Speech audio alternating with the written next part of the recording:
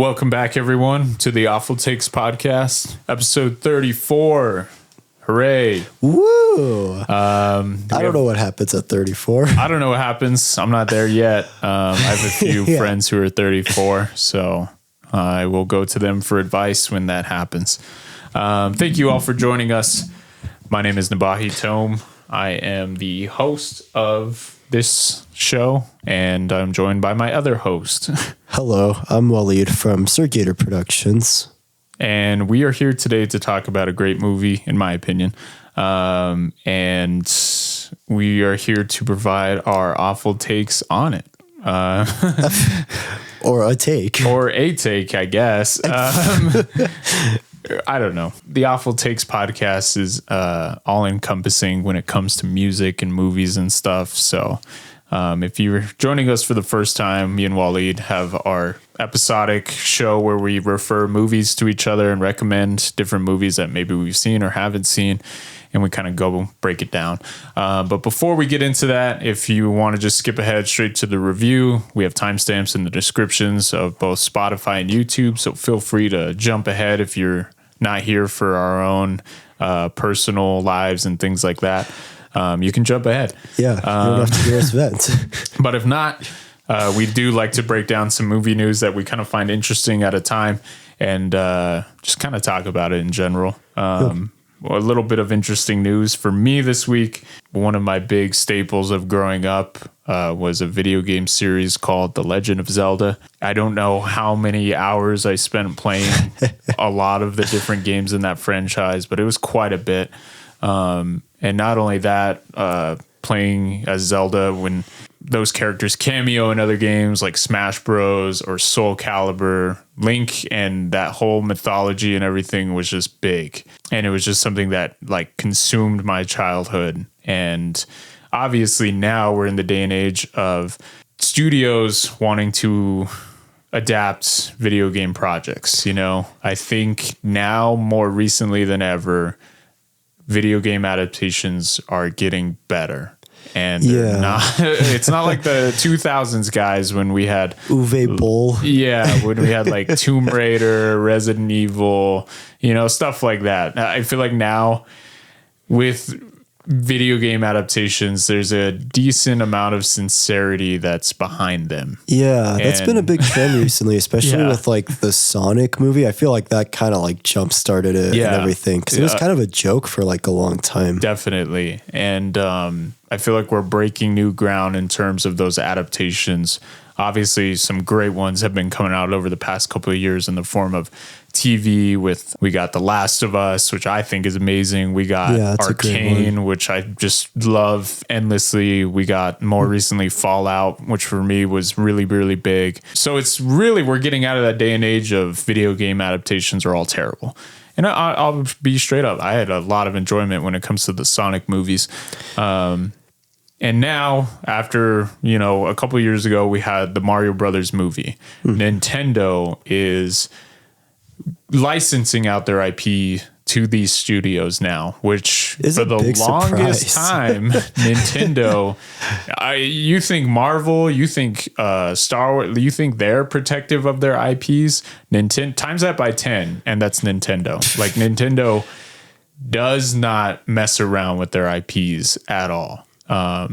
They do not try to license things out. They don't try to, I mean, just look at the Mario Brothers movie that came out in like the 90s. Like that scared Nintendo to not want to do anything like that again.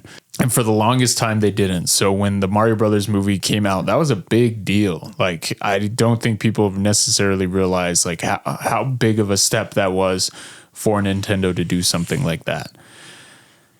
Now, when that happened, there was some mentions about possibly doing a Zelda movie. Now, for me, Zelda is such a beloved franchise for me personally. I think Mario and Donkey Kong and all that can kind of work in like an animated kind of fashion. Yeah. I will say I could picture Zelda working. Some of the few times I'd see like fan art or things like that, they would mend like Zelda with like Ghibli and stuff. I was like, oh, that looks kind of cool. Just the way it was like animated and stuff.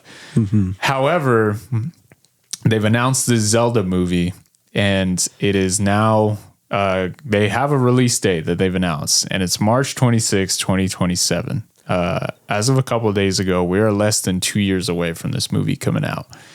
Not only that, it's going to be live action. I am very scared. Like, again, like with Legend of Zelda, Link doesn't talk. He's a silent protagonist, right? You know, so how is this going to work? Some in the more recent, I mean, honestly, for the most part, they were just text blurb games anyways, and none of the main characters ever really talked outside of these new interpretations with Breath of the Wild, Tears of the Kingdom. Mm-hmm. Now they're doing like actual like cinematic voice acting and stuff. But guess what? Link still doesn't talk.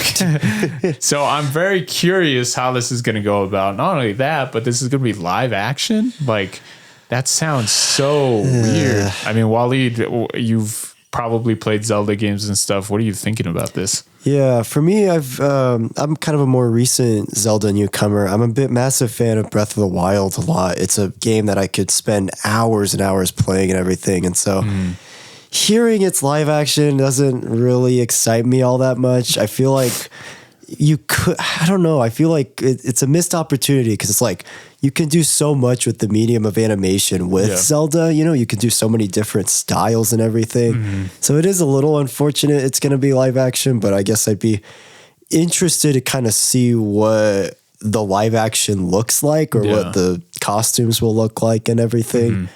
Mm-hmm. But I'm not too excited about the announcement, and I'm kind of surprised it's so soon. I can't believe that. That's kind of insane. I really am. Yeah. I'm in a panic. I'm in a cold sweat because if you mess this up, like, Zelda has just been one of the most cherished properties of all time. Like, I can't remember a property that consistently puts out great games. Like, I still think Ocarina of Time is on Metascore as still one of the highest rated video games of all time. Not only to mention with Breath of the Wild, how close it got to beating out Ocarina with how good it was rated. So I don't know. Zelda is such a cherished property with so many people. I really hope they can nail something down and really do it justice. Obviously, I feel like it's going to focus on Link, Ganondorf, and Zelda, and I hope they just kind of stick to that same kind of formula. But we'll see. I'm not too enthusiastic, I'll be honest. I just feel like live action is kind of a misstep, but I want it to succeed. I really want this to work, because if we could get some kind of adaptation of the Majora's Mask video game, that would be for me amazing, because that is my favorite Zelda game. Nice. And to see that portrayed in like some kind of different format for general audiences to kind of partake in, I think would be really, really cool. That's always kind of how I view these adaptations. I really enjoy it that now they're kind of doing a good job with them, because They're actually putting effort. Yeah. I have friends in my life who don't touch video games at all. And I'm like, you're missing out on some really great storytelling. You're missing out on some of the greatest storytelling in art in general. And they kind of just dismiss it because it's a video game. Yet now when they watch these shows that kind of do the same thing and get across those same story points, it's really great to see them be like, actually, that was really effing good. You know, like, exactly. Now like go play it. You're missing out. I will say with the director, I don't have any shred of confidence in him.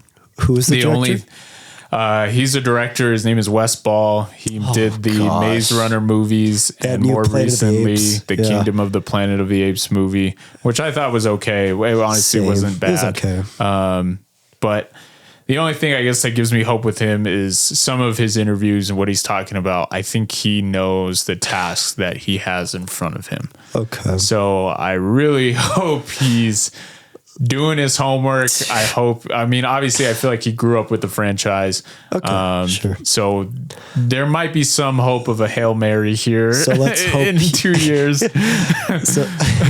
But West Ball, like, come on, like Nintendo, you have money, like shell out, get some big time direct. Or I still don't understand why they don't get Ghibli. They're a Japanese company too. Really, like, why not set up those meetings and make it happen? Get Makoto Shinkai, something. I don't know. Let's hope West Ball doesn't drop the ball. But we'll see. We're 2 years away, so let's keep our fingers crossed. Yeah, we'll probably be talking about that project here pretty consistently. Let's pray.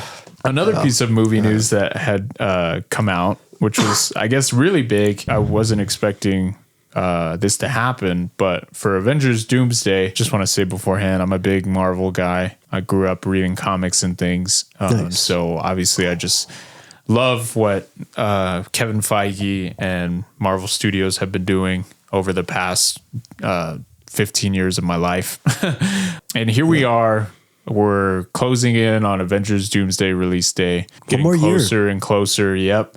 And they've announced the cast list before they went into production. I guess production has already started, and they're going to start. That's crazy. I thought they were already filming it when they announced Robert Downey Jr. and everything. I guess not. I guess they were still working on some pre-production script things. So that's a big surprise. Big surprise. Okay. Sure. But they announced the cast list, and they not only announced some names that we were already expecting, but they dropped a total of, I think, like 27 names. That's which insane. Is big. The only thing I figured as to why they did this is because there's no way to keep something like this secret. Even in today's day and age, I feel like this movie is too big to try to hide all these names for the next year, Right. And not only to mention with the marketing, this is not an Avengers Endgame type situation. We're not building off the hype of the last entry in the franchise to where we can keep things kind of more secretive in the marketing and not really show too much, Right. Because that's how Avengers Endgame's marketing was. They didn't show a lot. Yeah, same with Infinity War too. Like the first trailer of Endgame was just like so cryptic and was just simple characters just sitting around talking. There was no big action scenes. There was no big moments, heroic moments put in that trailer. It was just super somber and laid back. And yet it still did its job because everyone knew with the ending of Infinity War of like, oh shit, here we are. This is going to be big. You don't really need much to sell people on past that, Mm-hmm. But we're not in that situation now. So with the marketing of Doomsday, this is very much a kind of one movie build-up type situation. I don't think people realize that. But because that's happening is because the whole Jonathan Majors situation. This was supposed to be Kang Dynasty. We were supposed to be building up to this movie. And now they had to do a switch, obviously with Jonathan Majors and his whole personal life and everything. So they now, with them subbing in Doomsday, they don't have too much to build up with that. So I feel like they got out early and they're like, you know what, let's just announce all these names, give people an idea of what they're in for. So that way we can market this movie, which I think is a smart move. Like this movie, yes, it's Avengers. Yes, it's going to be big. But right now we're in a very strange time with Marvel. A lot of people are doubting how much longer Marvel can keep it up. So let's get into some of these names. Mm-hmm. We have obvious returns. Chris Hemsworth is Thor. I mean, come on. He's great. We were all expecting that. We have Robert Downey Jr. Obviously, he was announced quite a while ago.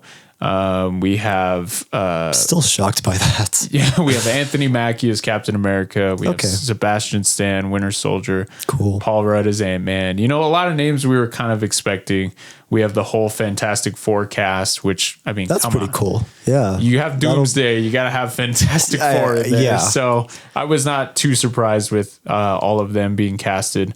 It's going to be really cool now to see Fantastic Four and see how it kind of builds into that probably might be the one movie they have that will set up Doomsday. Probably, but like in a post-credit scene or something like that. Yeah. So we'll see how that kind of plays out. We have the whole cast of Thunderbolts. Not really excited for it. Looks okay. Just looks kind of like, it might be okay. Yeah. Not too excited for it, if I'm being honest. So past that, there was quite a few that kind of threw me off guard. And there were some that really just kind of I was happy about. So we have two of the cast from Black Panther with Winston Duke as M'Baku and Letitia Wright, obviously, as the new Black Panther. They're great. We have Namor coming back. Wasn't the biggest fan of him in Wakanda Forever, but I'm curious to see what they'll do with him in this. I think the Russos can do a really good job of kind of changing my perception on certain characters. Yeah, definitely. Because I'll be honest, like some of the way characters were handled before the Russos kind of had them, I just kind of dismissed. I was like, yeah, they're all right. And then seeing the Russos do them was like, oh, never mind. These characters are sick. One of the surprises for me was Tom Hiddleston as Loki. I kind of thought Loki's story was kind of done. Yeah, especially after the second season and everything. In his show. So that's kind of cool. I mean, maybe like a multiverse type of thing, probably. Let's see what they do with that, honestly. And obviously some of the biggest surprises, we have a lineup of X-Men characters. We have Kelsey Grammer returning as Beast. I love Kelsey Grammer. So that's great. Man. We have Alan Cumming as Nightcrawler. I mean, we saw him in X-Men 2 however long ago. It's been forever. We have Ian McKellen and Patrick Stewart back as Magneto and Professor X. That's insane. I love that. I'm excited. Cool. We have James Marsden as Cyclops coming back. Also another, I'm like, wow. Crazy. Cool. We have Rebecca Romijn as Mystique. We have Channing Tatum returning as Gambit, which I'm excited about. So yeah, they kind of threw all these X-Men names out there, which was kind of big. And I feel like they were probably so integral to this movie that they couldn't keep something like that a secret. There was a few names that were kind of missing that I was kind of surprised that they didn't have, like Miss Marvel and Captain Marvel. Captain Marvel, they're just not there. Doctor Strange isn't there, which I found very weird. No Spider-Man, surprisingly. No Tom Holland. I guess he's done. He's probably busy working with Nolan right now, I guess. Yeah. He's on a boat ship right now. Yeah, he is on the boat ship. So yeah, there's some names that were kind of missing, but I guess they're obviously filming this as similar to an Infinity War Endgame kind of 2-part situation. Oh, right, because of Secret Wars. Yeah. So for all the missing names we didn't see, I feel like we'll see them. I feel like this Doomsday movie is going to be really big on its impact and the Marvel story and everything. Yeah. I think there are going to be some surprises, though. I think they didn't reveal everything that's in the movie. Right. I think we'll get, I don't know, just not trying to say I know anything, but I feel like we'll get a Hugh Jackman back as Wolverine. If you have all those X-Men, I guess it kind of makes it, they're probably going to have a big moment where he comes back. They're probably going to have the Spider-Man come back. Tobey Maguire, Deadpool. Andrew Garfield, probably a Deadpool for a cameo or maybe in Secret Wars. But I feel like they didn't reveal everything. I feel like they revealed all these. So now in the marketing, they can show this type of stuff. We know who's in it. These aren't secrets, but the movie's still going to have its secrets. Of course. I'm excited. I'm really excited. I'm nervous. Yeah, I'm very curious. I think I had told you a while back. I'm very curious to kind of see what it'll be like with the Russo brothers coming back, especially because they haven't had the best track record these past few years. And also, I guess, just because Marvel's been kind of in a hit or miss kind of state more recently. So definitely, it'll be curious to kind of see what it's like when they're kind of desperate, I guess, and they're bringing back people like Robert Downey Jr. to play like a different character. So I don't know. I'm very curious to see what kind of direction this will go in. I will say right now, I hear a lot of people more down on this movie than they are excited. Yeah. Which I find just very interesting. Obviously, I think it's a vocal few who are kind of outshining everyone else. But sure. Yeah. I don't know. I still think people are really dumb to want to bet against the Russos and their track record with Marvel. I think, I think when this marketing wave kind of starts and we start seeing trailers, posters, things like that, I think I'm going to see a lot of people change their opinion. I guarantee that's going to happen. And I guarantee this is going to be one of the biggest movies of all time.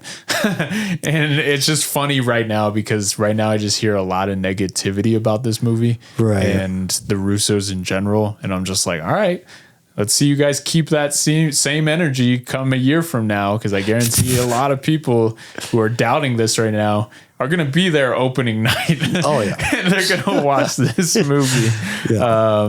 Yeah. For Marvel this year, I'm not too excited. Obviously, Thunderbolts comes out here pretty soon. I never saw Captain America when it came out. I will say the only project I want to see this year is probably Fantastic Four. Yes. It's the only one that looks like the most interesting to me. So we'll see. But let's see you guys keep this same energy in a year from now. Like, I swear, I think out of nowhere it just became the cool thing to kind of hate on the Russos and Marvel in general. And I'm just like, whatever. Like, yeah, it's a big popular thing. I guess it doesn't surprise me. So yeah. All right. Let's jump into this movie. What do we got for today? We got a recommendation for me that's an important movie in my overall view of cinema in general. I was a young kid in the 2000s, so I was probably like 4 or 5. Probably shouldn't have seen this movie. Wow. Right. There's a lot of movies I probably shouldn't have seen when I was really young.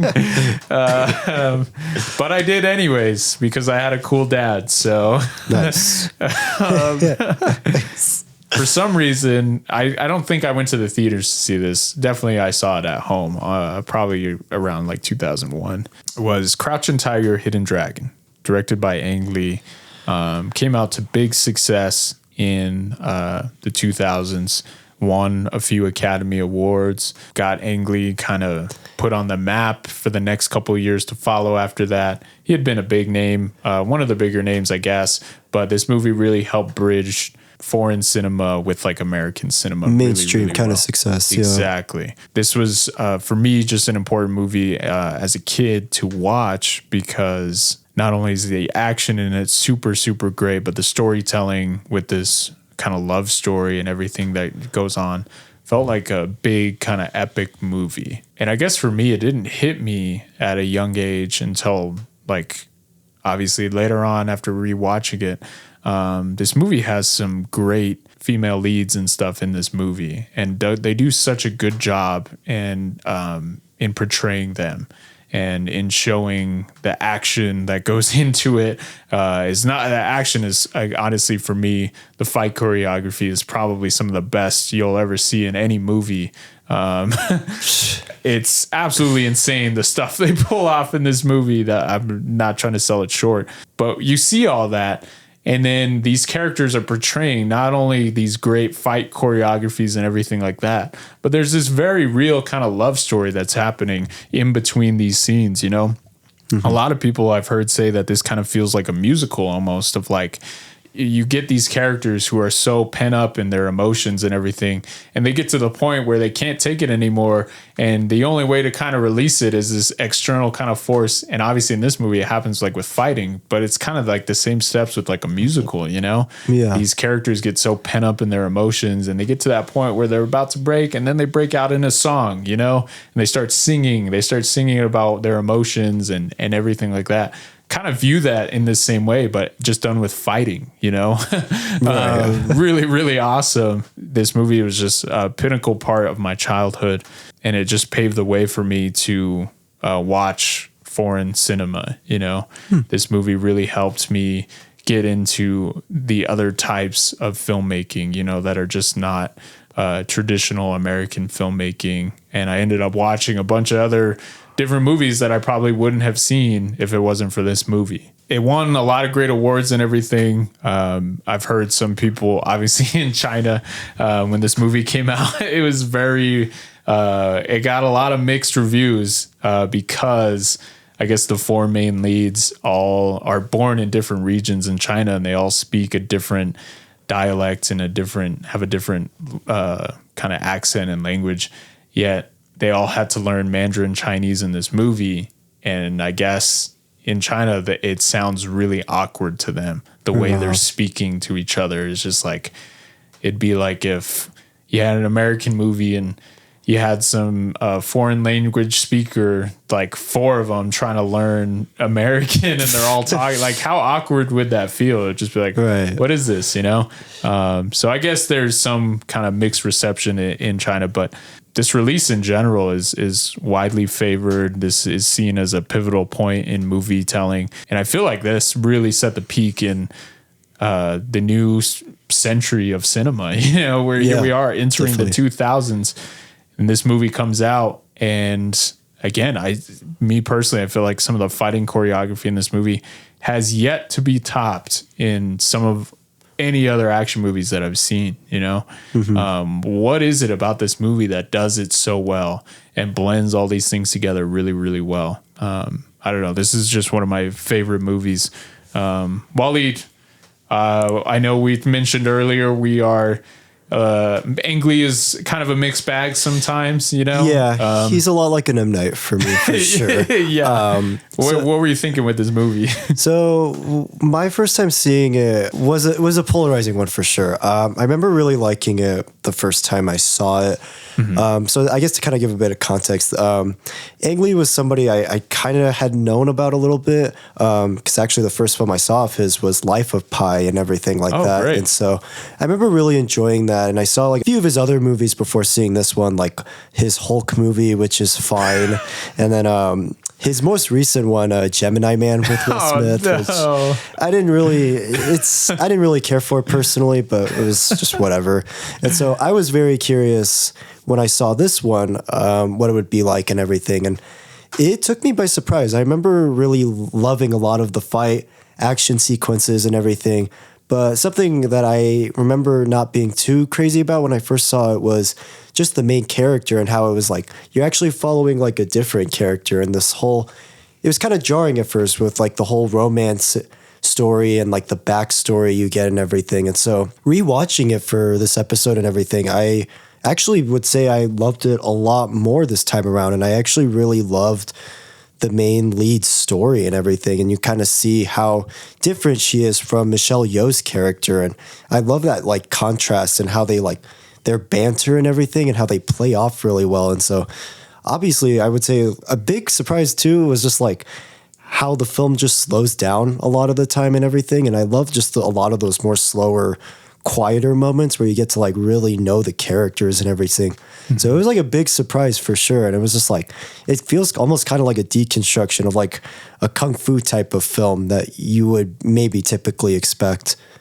No, yeah, definitely. The first half has like this great kind of back and forth between the two main females, you know? I love the kind of switches it goes for with the setup.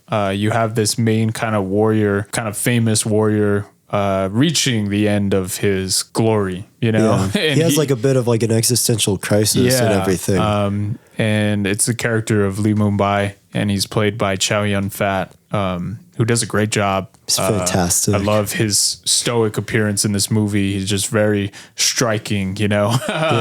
Absolutely amazing. You have him kind of reaching the waning days of his kind of glory days, you know? He wants to kind of pass on everything that he has learned, you know, and he chooses to retire his fighting, you know, and he gives up his kind of famous sword that he has had called Sword the of Green Destiny, which is such a cool name. And this sword for me as a kid was like just put on another level. Like if I was ranking like fictional movie weapons, for some reason this Green Destiny would be probably somewhere towards the top because of how cool it is.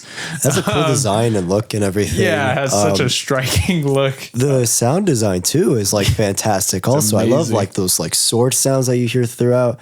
It adds a lot of just like suspense and everything to like the action, you know. There's a lot of weight to the action with a lot of the sound design and everything that I really love. So he's retiring this sword, and basically what happens is there's kind of robbery that takes place, and this sword ends up getting taken.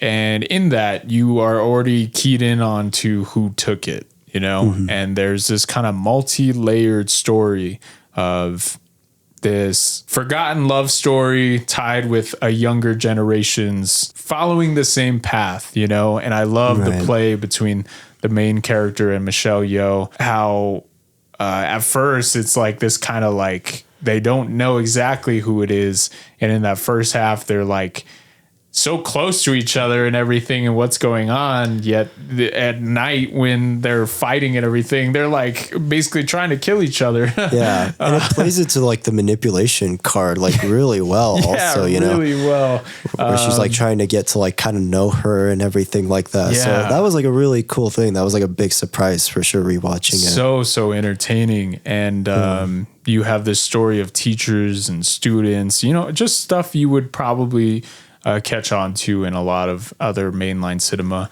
And this is something that I love with foreign films, is they have those tropes and everything that American audience can identify with, and they portray it in that way to where it's universal. Those are some of my favorite movies where things can be interpreted into different types in different ways, you know. It doesn't feel like a detriment to like the movie at all or anything like that. And the back and forth in the beginning is just great. This main actress, who is very headstrong in this movie, she does a really great job of portraying a student who is at a crossroads in her life. She's approaching a point where she needs to either get married in this prearranged marriage or kind of step off to the side and do what she really wants to do. That's such an interesting focal point of a story, you know, where your character is about to be taken into one of two places and they have to figure out which one they want to do.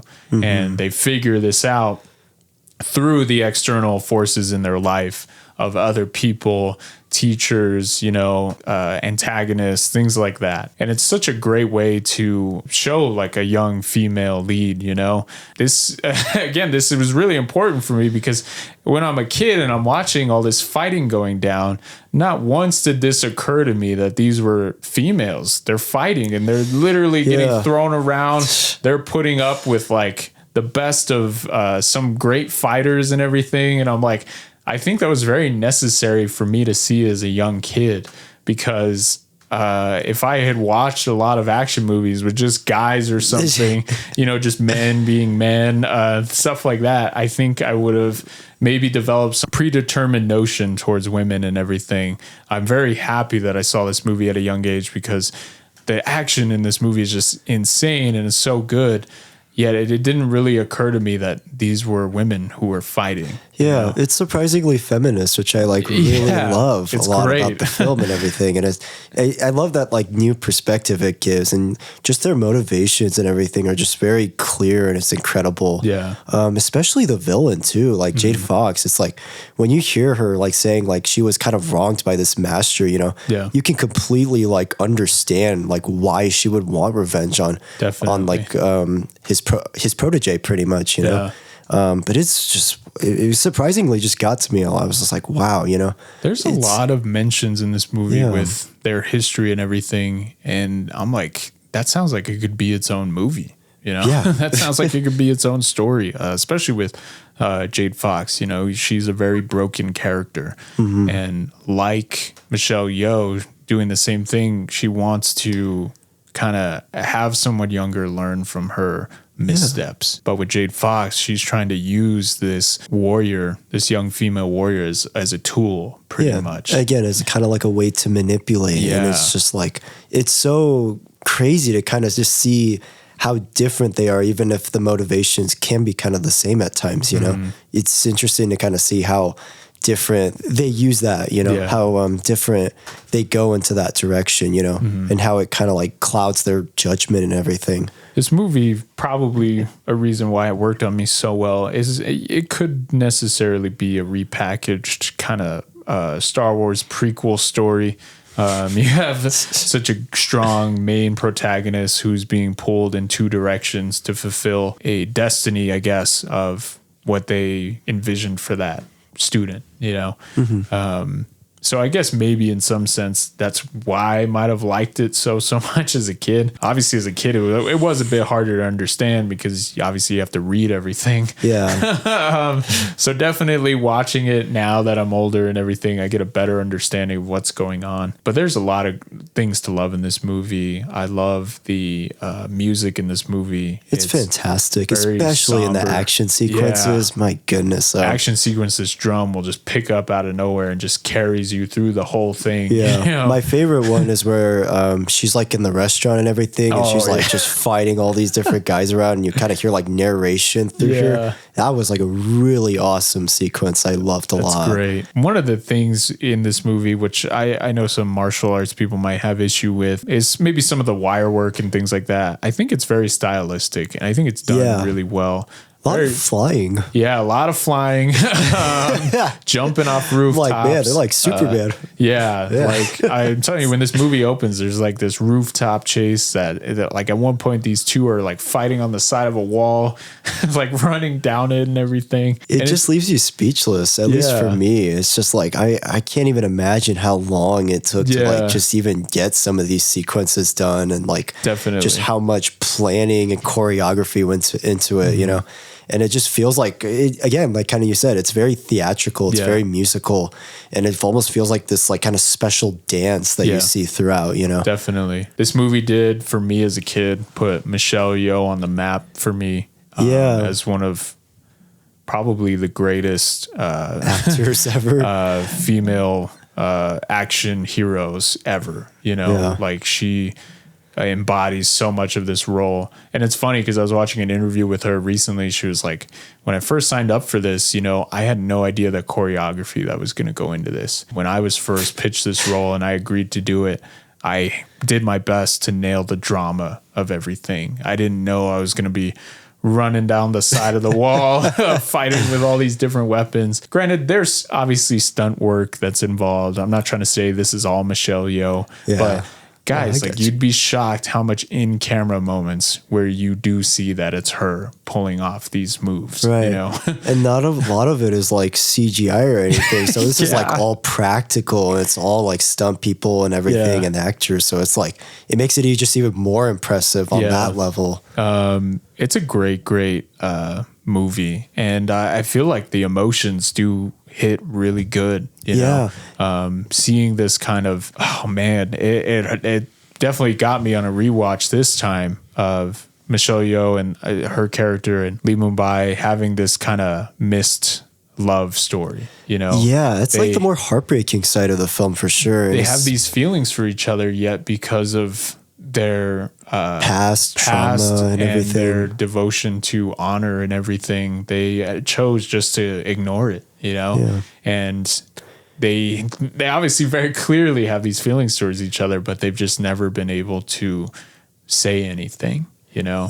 And it obviously builds throughout the movie, and it gets to the climax where, spoilers if you haven't seen it, this real emotion just gets portrayed of Lee Mun-bai finally getting to say what he's been wanting to say all these years. And we're not going to lie, in that moment, the emotion really hits really, really hard. And I was just really shocked. I was like, wow, like this is amazing. And Michelle Yeoh just has these great emotions that she's portraying. And again, to have all that and to have the whole fight choreography aspects of her role, she nails both of them really, really well, you know? And I feel like that for me as a kid set the standard for what I want to see in movies. You know, I want to see actors do their best to portray both sides, you know, like there's such devotion to her craft and everything that goes into this role. And she doesn't just fall short on any aspect, really. It's like a perfect balance of both. She's really great with like just doing that in a lot of films and everything, and especially in this one. And especially that whole sequence where they're having that final interaction. It's like, it feels like you're just seeing a friend for like one last time and everything, you know? And it's just, they're pouring their hearts out, you know? And it makes for like kind of a satisfying payoff from everything you've watched, because it's like you get it throughout in like little sprinkles and everything, and it's just like, God, it hurts to watch, especially on a rewatch, you know. It's just like, man, you know, it's like you want to say all these things, and it's like you don't want to take people for granted and everything like that. And I also kind of just appreciate, and I noticed it with this time around, is just like it's contrasted with like the young love story of like a young love for like the first time, and how this love kind of blossoms into this like enemies to lovers type of thing with the young lead and everything. It's fascinating to watch, and it's just like you see how different their love for each other, or I guess more just how different like they use love, where it's more of like a passionate love, where theirs is more of like a mutual love and everything like that. Really is just amazing on all aspects. Has a lot of great cinematic moments and everything, and the emotions. Again, all these actors are doing such a great job, and to blend all these aspects. I just don't think people realize how such a big undertaking that can be as a director to ask this of your actors to do all aspects, is just, that is a big undertaking. It's a big ask. Yeah. This movie put a lot of these actors on the map for me. Obviously with Michelle Yeoh, it was such a great moment to see her 25 years later win her Academy Award for Best Actress.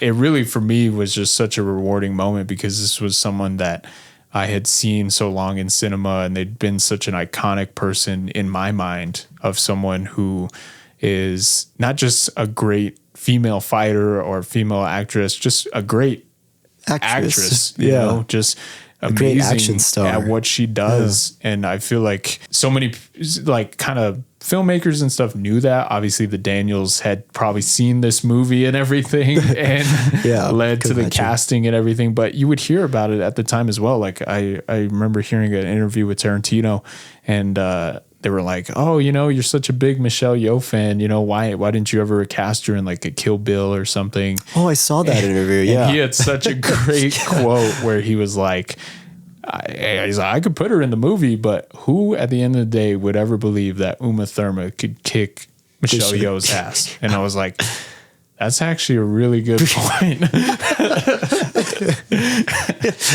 And it's just like that great moment of like respect. And she is just, for me, just an absolute legend when it comes to this movie. And not only to mention like someone like a Chow Yun-fat, like he does such a great job in this movie. I remember being just absolute fan of his. And then at the time when they cast him, and I remember hearing in the third Pirates of the Caribbean, he was going to be like this pirate in the movie. I was like, oh man, that's going to be sick. I was like, hell yes. And then they just wasted him. He doesn't even really do anything. That's unfortunate. And I was just like, come on. So yeah, this movie had all those aspects for me. One of the things I just have to mention, this has one of the greatest fights I've ever seen in a movie, between two female warriors. And again, how different they are from one another, and seeing their fighting style like come together is just like, whoa. At the pinnacle of this movie, where everything's been going left or right, and you just have these two opposing forces of almost kind of like a non-spoken kind of mentor-student type role, but in a way they kind of, I say it in right before the fight, that they are almost like sisters or family, this or this. Yeah. And we get to this climax of they're about to cross paths, and they've crossed paths before in the movie, but this was at a point where now it's just them, and I love this setup. Like she goes into the main room, she takes the Green Destiny back, and she starts fighting all these guys, and Michelle Yeoh's character is like, tells all of them to leave. And I was like, holy shit. Again, like as a kid, this was very necessary for me to see. And the setup of her having obviously this great weapon, and in this room they have this whole selection of weapons, and the exchanging of her picking two swords at the beginning, and it's awesome. So like the fight choreography is so great that Michelle Yeoh switches her weapon for like this whole fight. Like she starts out with these two swords, and I love the zoom in shot of her in her stance with both swords, And then I love the down pan following the green destiny to the main character.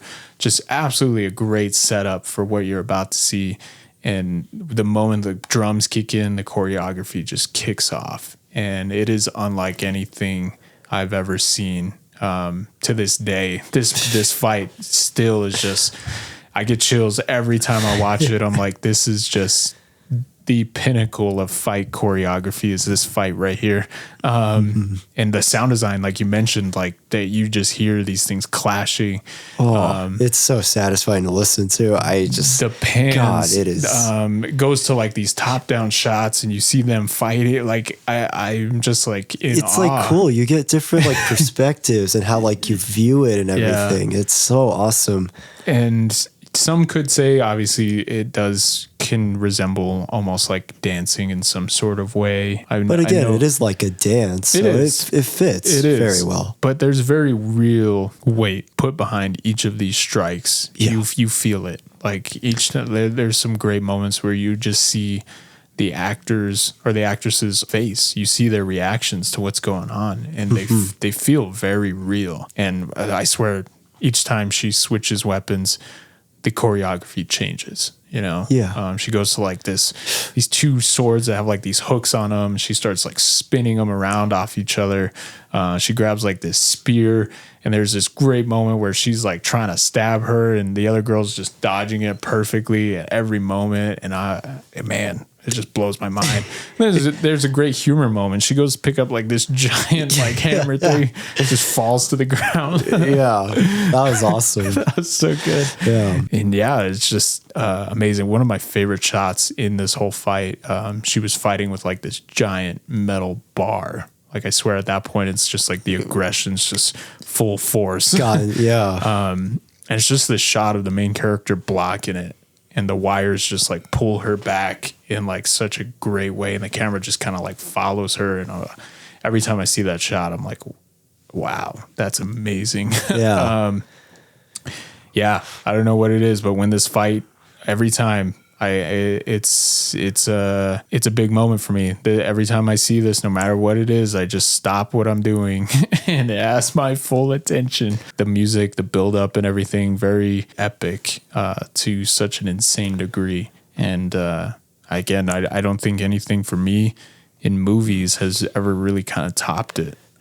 This fight is just absolutely amazing. And I guarantee for people who haven't seen this movie, if you watch it, just keep in mind, this is the 2000s. Like, this is the year 2000. Like, think of all the advancements we've made in movies and everything. Have you ever really seen choreography done in this way? Probably. I know people love the Raid movies and everything, which has really great choreography and everything. But this is just like unlike anything you've ever seen. Yeah. It's absolutely amazing. It feels like a final showdown in the best way possible. And it's mind blowing. I'm just like, how do you even come up with a fight like that? You know, honestly, it's just like, wow. But it's amazing. This movie in general just really, again, it kind of broke down the Kung Fu movie, I guess. Kung Fu movie, yeah. It kind of made it martial arts film. More digestible for me as a young kid. And had it not been for this movie, I wouldn't have seen Hero. I wouldn't have seen Jet Li movies. I wouldn't know who Donnie Yen is, you know, like it's because of this movie that I got into Chinese fighting movies, things like that, you know. Yeah. And I forever just attribute that genre to this movie. Who knows? Maybe I could have discovered the genre much later on. But that's cool. You just like discovered it like such a young age. You know, Again, it's just I like probably shouldn't have seen this that young, but it opened your mind. It opened your world to like a whole different side of cinema that you just don't expect to get into. You know, so that's awesome. I'm just glad that I don't have barriers for that type of stuff. You know, because we can all get like that. I mean, you see one wrong movie for a certain genre and you kind of block it all out because of that bad movie. So it's understandable. So. Yeah. I guess in closing thoughts, like this is just a great blend of everything. Yeah. Really can't recommend it enough for people who haven't seen it. I'm jealous if you haven't seen it. Yeah. You're in for quite a ride, and you'll definitely leave in awe is what I'm going to say. Yeah. If you're like me and you love action in movies, you love fight choreography, stunt work, things like that, watch this movie. If you love romance, or kind of romance, yeah, the epic side of that movies can be with great storytelling and everything, watch this movie. This movie has all those aspects tied together really, really well. If I had any sort of downsides with the movie, I guess it would be maybe some of the cinematography I felt like could maybe be a little better at points. I'm not saying it's terrible. There are some great shots in this movie, but maybe some of the more interesting, I guess some of like lighting and everything does seem a little flat now that I'm watching it. Just in certain scenes, not all scenes. Any other kind of downsides I guess I would have is the pacing does feel very fluid and it feels very natural and good, but I could see it maybe being a little harder to follow for some new watchers and stuff. I know for me, it definitely was when I first saw it, but rewatching it this time, it was like, oh, okay. So I have like more of an idea of like what I'm in for and everything, but it definitely can be jarring for like first time viewers. So Wallied, I guess in closing, what thoughts about this movie? Definitely my favorite of Ang Lee's so far. There's still a bunch of films I need to see of his, but I do not like that Hulk movie. Yeah, it's okay. But it's crazy. It's 2 hours long and it doesn't feel like drags at any point or anything like that. I love so much of like the romance and how it plays into like different sides of love while also having just these incredible action sequences that I'm just like still floored by, that like I don't even know how you could even film something like it and everything. Easily one of the best martial arts films I've seen in a long while.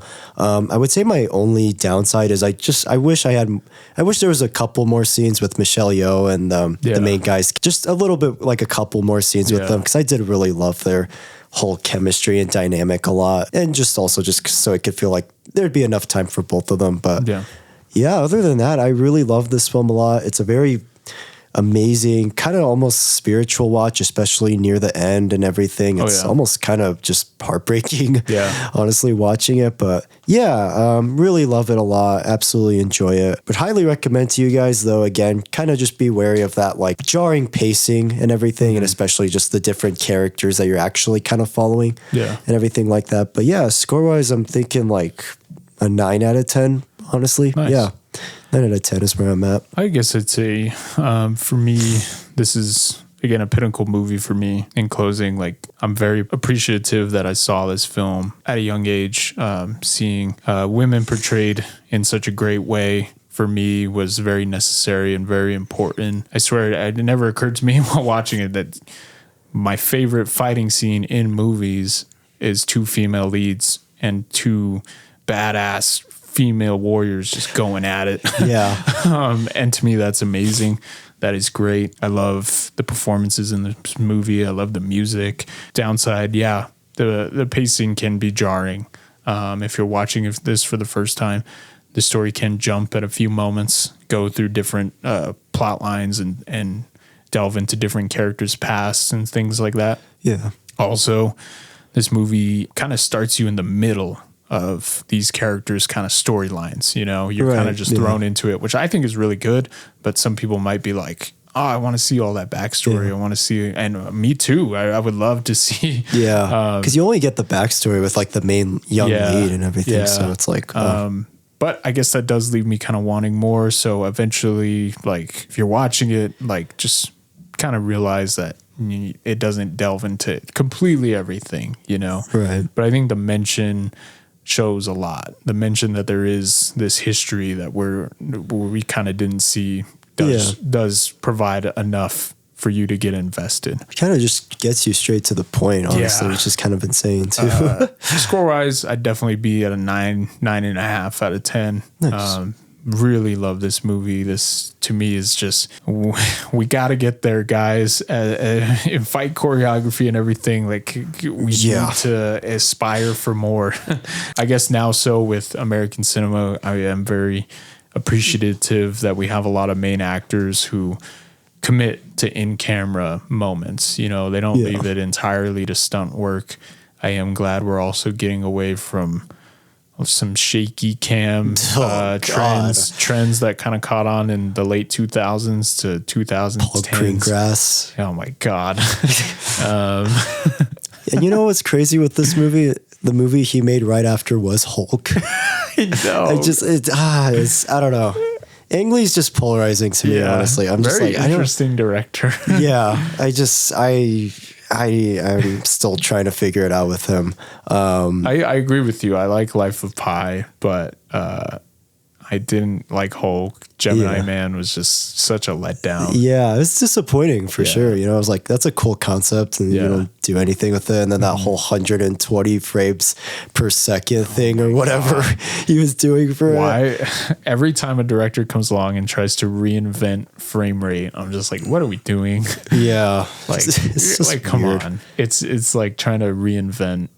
And it's just anything. It's just so gimmicky. Yeah, I'm like, what are you doing? I didn't even notice it when I watched it. So it didn't even matter anyways. But I swear I hate it when that happens. Very curious to see what Ang Lee does next, though. Fun fact: the cash grab already happened with this movie. Netflix funded and fully produced a sequel. I saw that. I thought about watching it before the episode, but I didn't hear the best things watched with it. It's not outright the worst thing I've ever seen, but it's not great. It doesn't. It nowhere near compares to this movie. I guess I am happy that Michelle Yeoh came back and everything. Oh, that's cool. So that's the one interesting part of it, but it nowhere near this movie or even comes close. So if you're interested past this point and you want to check it out, I wouldn't really recommend it, but I mean, yeah, it's there. Yeah, it's there if you want extra, I guess. Yeah. And it's funny how fast it came out. It was just quickly forgotten. Yeah, because I remember hearing about it a little bit, and then you're just kind of like, no one ever talked about it. And then I got reminded of it when you recommended it. And I was like, oh, I don't know if I should watch that one. But yeah, overall, really great movie. I never really occurred to me, I guess, until after this rewatch that Everything Everywhere All at Once was a very nice redemption arc for a lot of my childhood kind of heroes, with Michelle Yeoh and Ki-hee Kwan. Because Short Round. The fact that both of them went on to win awards for that movie was just so great. Yeah, and that was actually my introduction to Michelle Yeoh and everything too. Nice. So that was kind of my introduction. I was like, oh wow, I've actually seen her in a bunch of things, and so I didn't know this was actually like the film that like got her on the map and everything. So at least cool. In my opinion, for me, for most people. But definitely check this movie out if you haven't seen it. You were in for quite the ride. Cool. Wallied, what are we talking about next time? Okay. I'm kind of curious with this one. I haven't seen it, but I thought about it after the Locke discussion. So Stephen Knight made a movie after Locke called Serenity that I'd be very curious to talk about. So it has Matthew McConaughey and Anne Hathaway in it. It has a bit of like a mixed to not the best reception, but I think it could be kind of interesting to kind of talk about like a director's kind of follow up and kind of how they kind of follow up a movie like Locke, or that it does have a lot of buzz. So I'm going to pick Serenity as my next recommendation. It's from 2019. I don't know.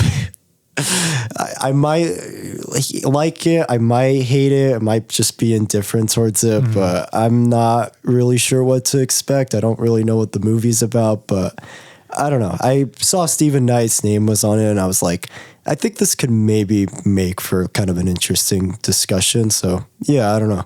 Is this like a film like you've heard of or anything? Heard of it. I think this was when Matthew McConaughey was kind of in his Renaissance era of coming back, and becoming like a very serious actor, which to me is always very interesting. Was this right before his Academy Award win, or was it after? It was after, because it was for like that Dallas Buyers Club and everything. Yeah, so he was like in his A days, guys. Like he was A-list status at that point. Like and this was like after Interstellar too, also. So I don't know. Interesting. Yeah, let's check it out. Yeah, I'm curious. I can't guarantee you'll like it, but I don't know. Let's see. One of the things I want to mention is I'm becoming very aware of when we're talking about our favorite movies, guys, like how many of them to us are 10s out of 10s, grade A movies. I will say for the next couple recommendations that I do are probably going to be movies that I don't necessarily think are the greatest, just to kind of mix it balance it out a bit. Yeah, kind of change it up. At no point am I going to recommend like movies that I just completely hate. Who knows? Breen?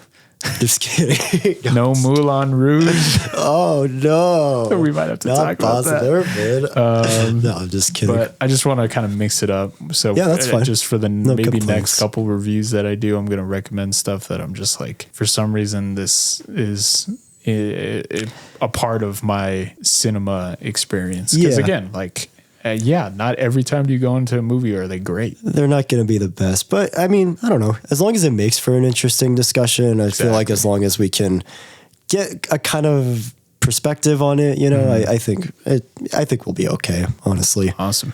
So, Serenity, if you don't want to be spoiled for Stephen Knight, you can watch it before the next episode.